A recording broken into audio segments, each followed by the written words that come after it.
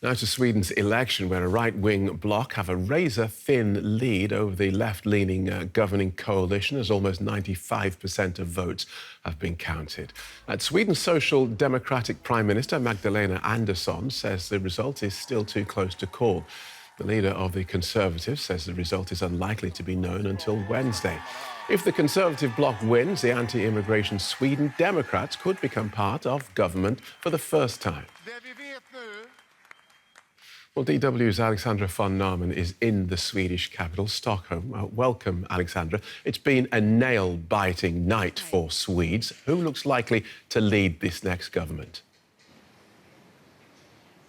Well, that is, of course, the key question here, however, one that is very difficult to answer right now with the race still too close to call. Normally, you would say that the leader of the party that has emerged as the strongest party in this election would have the right to talk to other parties to form a new government. In this case, that would be Prime Minister Andersson. However, her Social Democrats, together with other center-left parties, they seem right now not to have the majority in the parliament, and that would mean that the task of building a new government would fall on the right-wing opposition.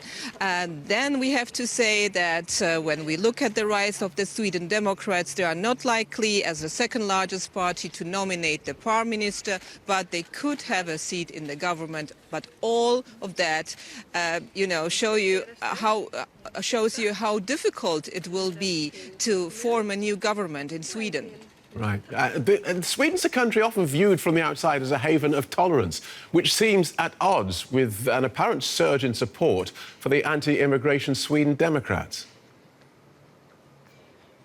It does, indeed. The rise of the far-right Sweden Democrats is a remarkable development in a country that was long known as a showcase example of a liberal society. But we have to say that the Sweden Democrats who entered the parliament in 2010, they have been growing ever since.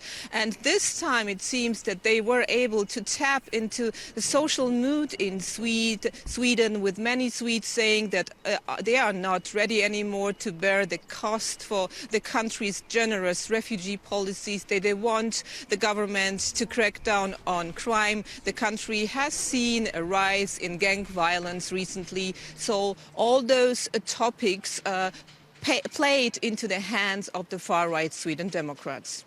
And is the Swedish result likely to have consequences for the rest of Europe? Well, not direct consequences, I would say, because even the Sweden Democrats are saying that they are not in favor of Sweden leaving the European Union. They also have vowed support for Ukraine.